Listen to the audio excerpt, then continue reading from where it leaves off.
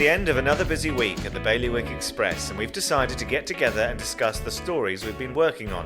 Join me, Matthew Leach, Laura Clayton, Nick Mann and Kit Hannah for a discussion about the topics that caught our attention and how we reported them. And are independent. So this is it. This is the beginning of our podcast. I will do it every Sunday, I think. Do you think that's a good idea?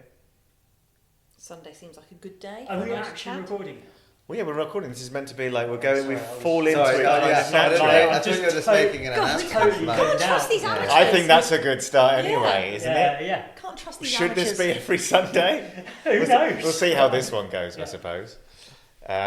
We think this is a great opportunity to go over what each one of us has done during the past week as a kind of like look behind the curtain of what a journalist does in Guernsey. What are the stories that have resonated with each one of us? So we'll bring something to the table, whether it be something we've worked on for and has been published, or in the case of Nick, has not been published yet, it sounds like. Yeah. So I suppose it makes most sense to go around in a circle, and Kit is right at the beginning. Oh, well done. Well, I'll start on slightly heavier matters. Jonathan Latoc was jet-setting around this week, as he usually does, in his role as Constitutional and External Relations lead. He was speaking before a panel of MPs this week, where he made some various points to MPs about the relationship of Guernsey, Jersey and Alderney with the UK. And he basically criticised the chopping and changing of UK ministers. Obviously, with Boris Johnson, Liz Truss, even Theresa May, it's been like a merry-go-round in Westminster. And even in Boris Johnson, you just had so many people resigning from their positions that we've ended up with people in the role that don't really understand Guernsey and don't understand what the UK can do for Guernsey. So he reminded them of that. And just a day later, Guernsey took another stride to cement its kind of independence by uncoupling from the King giving assent to laws. So we can bring that all in-house now. We don't have to wait for this council in the UK that's very ceremonial. It includes the King and includes various other people, hundreds of people actually, to basically just sign off our laws. So that's moved quite quickly this week, but these issues have been being talked about for a long time.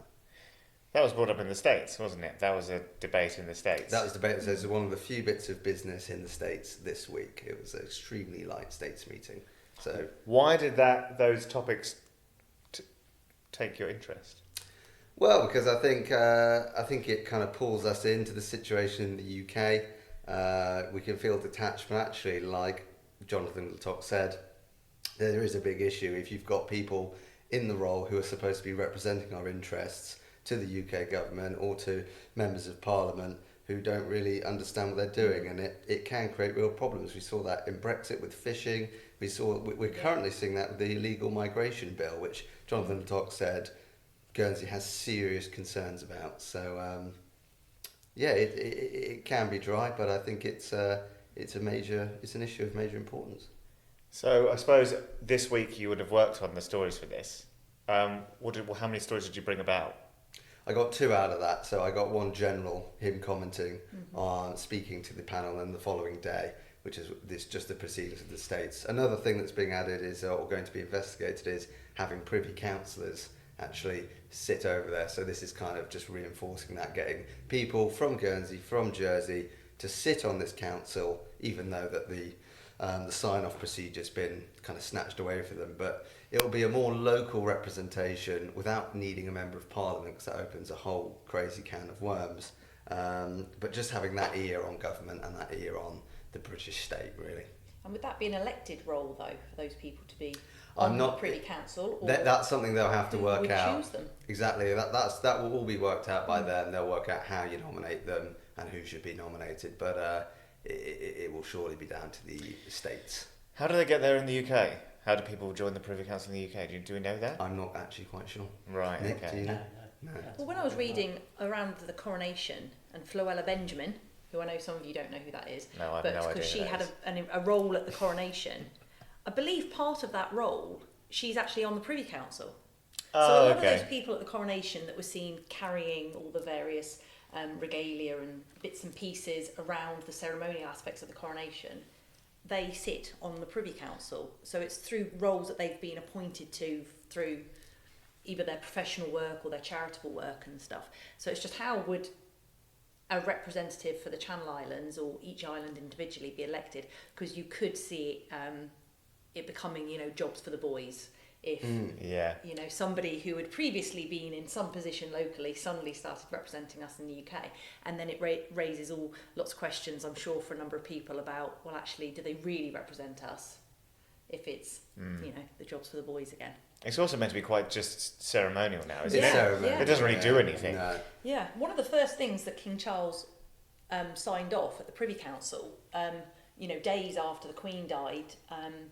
I think, within a week of the Queen dying, they'd held a Privy Council meeting, and one of the first things that was signed off was actually Alderney's election laws. Oh, that's interesting. So King Charles agreed, ceremonially, or however, that 16 and 17-year-olds in Alderney can vote. Right. So it's one of those things, you don't really even know what's going through Privy Council until it happens. And you've got to think about this process. Like, the King is not sitting there. No, exactly. Going through the they intricacies of Guernsey's laws and stuff like that. And it's part of the nonsense of the situation, isn't it? But it's dark and mysterious, and it really shouldn't be in today's democracy. No. And, again... So how much weight do we put on putting our representatives on there if it doesn't really...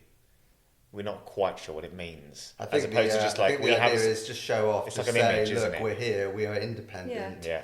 We have a seat at the table. I think Gavin St Pierre is an example of some tiny island nations, British Overseas Territories, that have, less than half the population of Guernsey and have got 4 seats at the Privy Council. Yeah. And can't even legislate on their own behalf. And it's interesting. You touched on the laws as well, being able to kind of sign those off in Ireland. That has been able to be taken across to Jersey as well, because I know that Jersey's now picking up our Jersey office is now running a story or looking to investigate a story about doing the same thing over there, because that's not the case there. It's not the case, but I imagine that follow suit very soon. Yeah, especially if we set a precedent. And I mean, obviously the Isle of Man set the precedent, didn't they? Yeah. If you go back, it's decades old in the Isle of Man. We're really late to this show. Yeah. Really late to this show, and also not really happening how we wanted it to either, if I remember rightly. No. Does anything ever happen the way anyone wants it to, or the way it was originally planned to Or happen? in the speed that it's meant to happen. Brilliant. That's been great.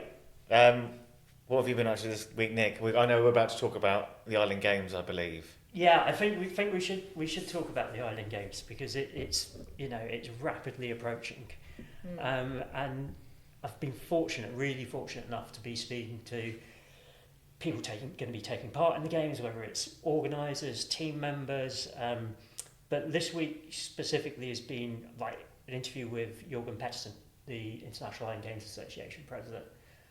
So I dialed him up through Zoom. This is a week later. We had a few time zone issues with getting this interview off the ground, but that's fine. And it was just such an inspiring talk. Yeah, I mean, he's a great guy. He was. Yeah, I mean, Laura's met him in the past as well. But he took part as a volleyball player in the first Island Games, 1985, Isle of Man. Played up until 97, I think it was. Decided to give something back to the games, and on the executive committee now and as president, and wow, he's got a story to tell. Got an amazing person to talk to. I think I spoke to him once as well when I went over to Jersey for their Island Games last. Yeah. I think I remember interviewing him then. Yeah. Often people interviewing through Zoom. Yeah, I mean, he'll be here. He'll be here for the Guernsey Games, won't he? So we'll hopefully be able to catch up with him then and find out what he thinks about it. Get him on one of these chairs. How successful it all goes. He's just brilliant, and like you just really get that sense of how important the games has been for all these island communities and the connections it's made, what sport means for us all as islanders, and how it can drive so many changes. Whether that is just developing sporting potential, whether that's developing facilities, family connections, sporting connections. Yeah, it's really, really good talk, which I've been writing up and will produce within the coming weeks. That sounds amazing. I spoke to, because we've all got a bit of homework to do on getting our interviews in and our people to talk about in the run up to the Island Games, and I spoke to representatives from Alderney this week, and they had a bit of a knockback with not having the football team come through, but I spoke to one of the organisers and one of the track and field athletes, and the excitement for it is really palpable. It's like they're super geared up towards it. It's great. I think they're the second smallest island to compete. Do you know which one's the smallest? Is that Sark? Sark. Must be Sark. It must be Sark. I'm pointing at Kit. Which but Kit not is that- responsible not that for. Kit's from Sark or anything. Kit is but the Sark correspondent for Yeah, so Bailiwick Express. I will be speaking to the Sark athlete or possibly Leets. I haven't quite worked out who exactly is competing in Sark yet, and we haven't cleaned that yet. But we'll get them. We'll wrangle them down. I'm sure they're equally as excited as anyone, and we'll be happy to fly the flag for Sark. It's not often they can do that. No. Apparently their shooting team's quite good, and surely yeah, I believe that. Yeah. is dressage part of the Island Games? Dressage is not No. part of the Island No. Games. So, okay. Because who's the horse? The guy who Carl rides? Hester. Is Carl he Hester. retired from competing now? Yeah, more training. Yeah. Right. Okay. Yeah. Training Olympians now rather Yeah. than competing in the Olympics himself. Fair enough. And I will do something on Gozo. Hopefully, I can't wait to find out Get what to go Gozo over is or and, where spend a Gozo few is. days. Yeah, Gozo? before we flying you out, aren't we? yeah, That's flying me out to definitely- Gozo, one of the Maltese islands, which is the newest island to join the Island Games family. So they're sending over their team this summer, actually following the Gozo Island Games Association, not GIGA, which is the Guernsey Island Games Association, but similar acronym. On Facebook, they've started, naming their various athletes and the different teams of the various sports. So you can see the excitement in all the islands, but particularly for Gozo because it's their first games. So it must be such a unique experience for them. And what a fab way of connecting us as islands as well. Would we ever have been talking about Gozo? No. Absolutely No. not. We'd never heard of Gozo. So I didn't know Gozo existed. Last time we spoke about the island, when I was, when was the last one? 4 years ago. It would have been, because it was 2019, Yeah. pre-COVID. I hadn't heard of Gotland, and so that was, you learn about all these places and you meet these people who've come from so far away. Yeah. It's incredible. So yeah, that's very exciting. Laura, you're going to talk about Nigel Farage. From the Island Games. From Gozo to Nigel Nigel Farage. Okay, so Nige was being interviewed by Robert Peston on national television, and as always, he was discussing Brexit, and it was put to him that he has previously said if Brexit is a failure, he's going to leave the UK, and where would he go? And he said, the Channel Islands. Without, he didn't even think about it. And it reminded me that he has been to Guernsey previously on a number of occasions, apparently. And he's spoken to Bailiwick Express before, to a former colleague, and told us how much he likes Guernsey and full of wonderful people. Lucky us. And so if he wants to move to the Channel Islands, presumably Guernsey would be his choice. Top of his list. So whether Locate Guernsey are on that already, we don't know. But I think Jersey have, maybe quite keen on getting him over there. So, let him make his own choice. Why if Brexit doesn't work? I think he just said he'd leave the UK if it didn't work. I mean, He wouldn't go very far then. He's going to no, go. exactly. So he To doesn't keep want to it go very familiar. far. Yeah. Yeah, exactly. Go. But also, I think he had to make all these claims, didn't he, when he was pushing so hard for Brexit. So, and also, he will always say, won't he, that Brexit has been a success. He's not going to put his hands up and say, actually, this has been a disaster. That he's now admitted it I isn't think he a might- I think he success. might Because it's not been done how he wanted. Yeah, of course. Yeah. The idea in the first place was a good idea, according to him. But it's not been done But it how hasn't he been would done have done properly. it. great plan, poorly executed. Yeah. Yeah, in the opinion of a man who, as we were saying the other day in the office, has never been elected to the UK government and is now actually not anything in UK politics. Yeah, apart what does from, he do now? He goes on Question Time. Does he? He still do that? Does hosts he a, lead? hosts a talk show, of course, evening talk show on GB News called Talking Pints, where he Talking pints. where he Drinks talks pints. and drinks pints. Yeah, I think that's a great That idea. is Next week. so I've just got this Nigel spitting Farage. image sketch in my Yes, head. yeah, Yeah. that's exactly what it would be. And he has been spotted at the Cornerstone and Cock and Bull pub in Guernsey, Yeah. so perhaps if he did move to Guernsey, he could start broadcasting live. Oh, how exciting. Those would be his locals if he had the choice of So- where to live. apart from Nigel then, I'm waiting to hear hopefully from some parents in Herm, because I'm really interested in this story about the school, because education have said it's not about saving money. And actually, when you look at it, the most they've said it will save will be £80,000 a year, which is a lot of money, but it's a drop in the ocean for the States.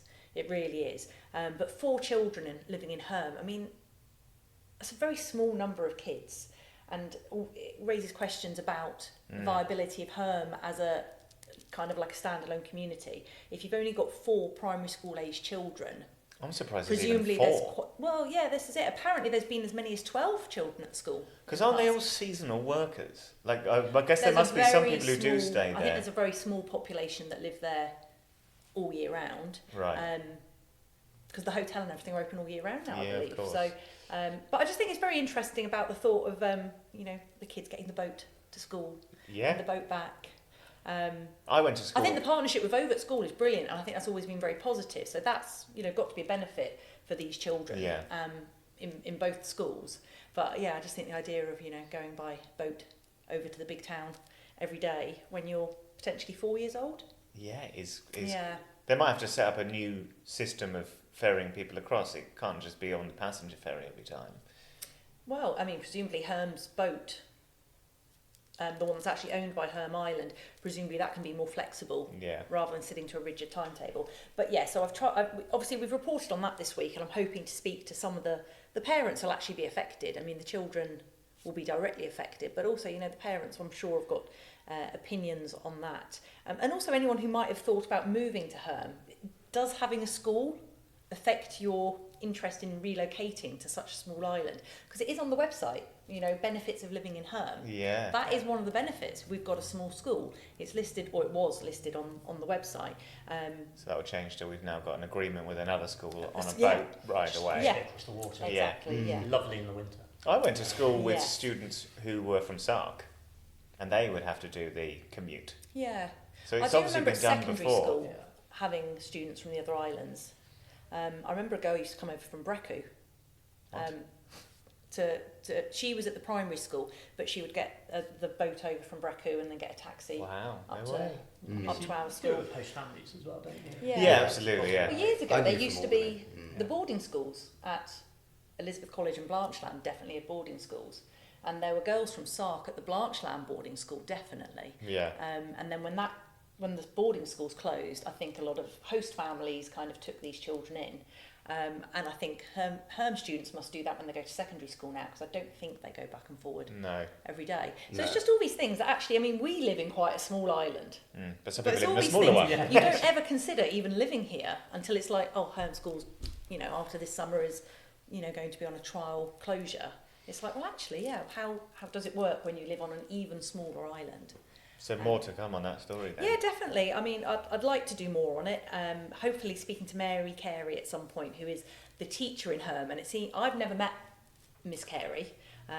She's taught at Herm School apparently for 18 years, and she seems to be universally loved by past pupils. If you read some of the comments on Facebook, lots of memories of doing their nativities and their school plays, and lots of Shakespeare and kind of drama studies within their very small school. So I think she'd have a really interesting story to tell about her memories of working in such a unique environment. But obviously she is still in the middle of teaching at the moment. I know it's going into half-term week, but she is still in the middle of the school term. So hopefully we'll catch up with Miss Carey at some point and find out what it's been like being Herm's only teacher with such a small number of pupils. That'd be great. That's a great profile piece on a person. Yeah, It'd be definitely. interesting to know how you do a Shakespeare play with 4 actors. Primary school. You have to, Yeah. everyone plays about All 3 of different different characters. ages. Yeah, Yeah. primary school aged. The nativities in Herm have always been very well, very highly praised. So she's obviously got a skill there. Yeah, absolutely. Great person to talk to eventually. Yeah.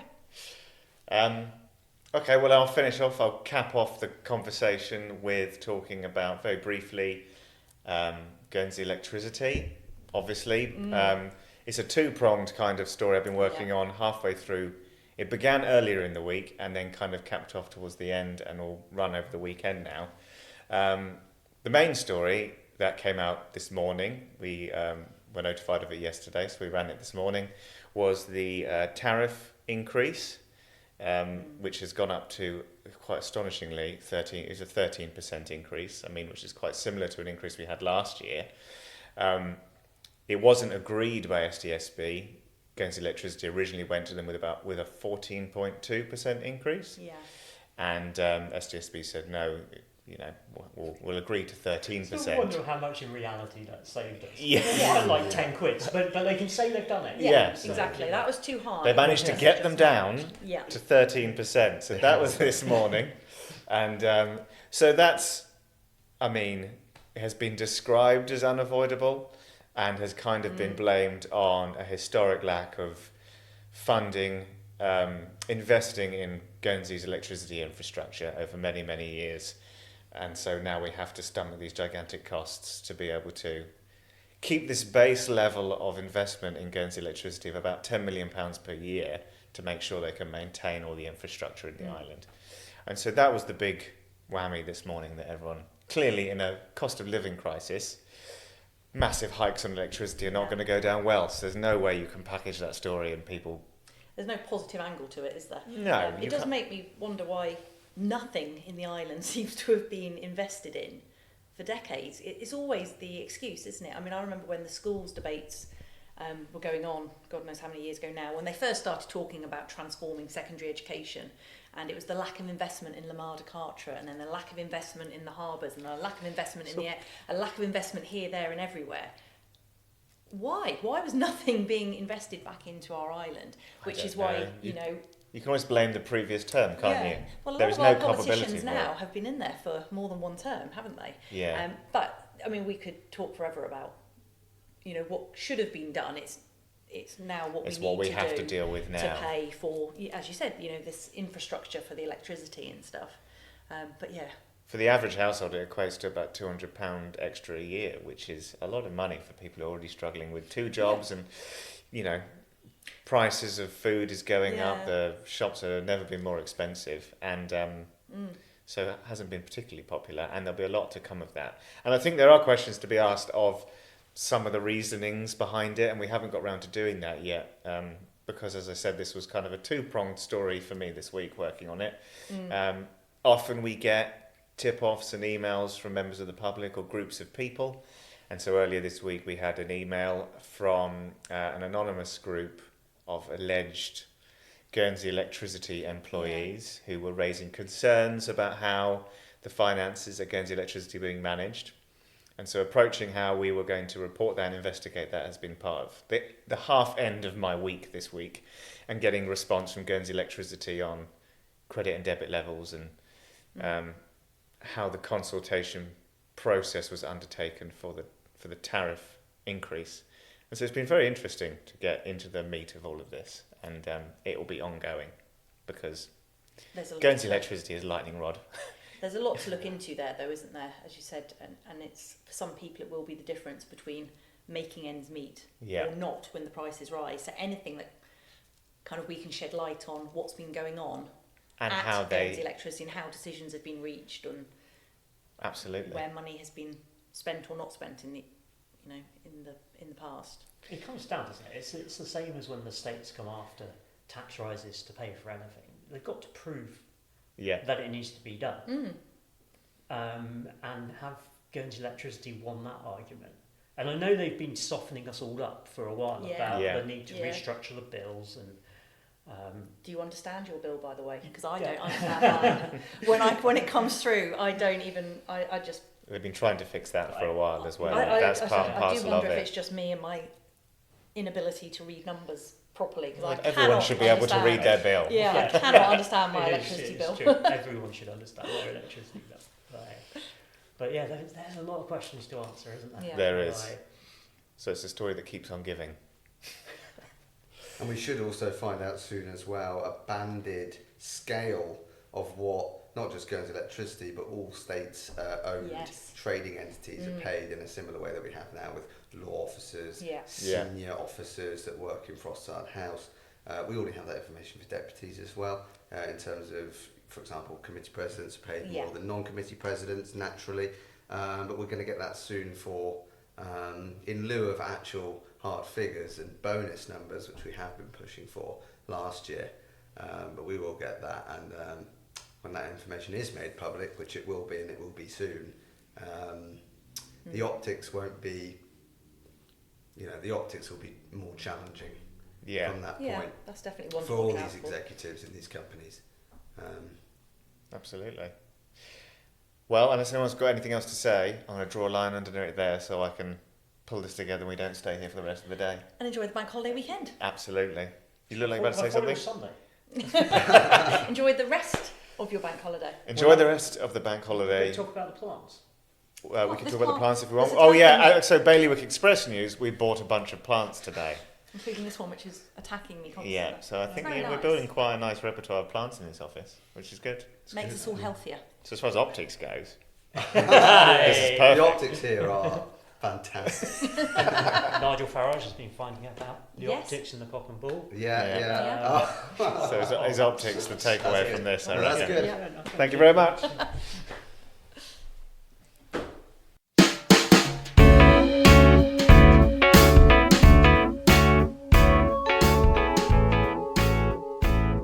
Thank you for listening to the Bailiwick Express podcast. The title track was Shift My Weight by Luno. If you enjoyed it, I know it's a pain, but please like and share. It all helps, and remember, you can hit bailiwickexpress.com to stay right up to date with whatever is happening in the Bailiwick.